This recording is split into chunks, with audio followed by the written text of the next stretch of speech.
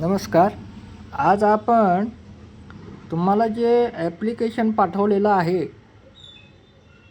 ते वापरायचं कसं हे सांगणार आहे. जिथं गुगलचा ऑप्शन आहे साइन इन विथ गुगल, त्याच्यावर क्लिक करायचं आहे आणि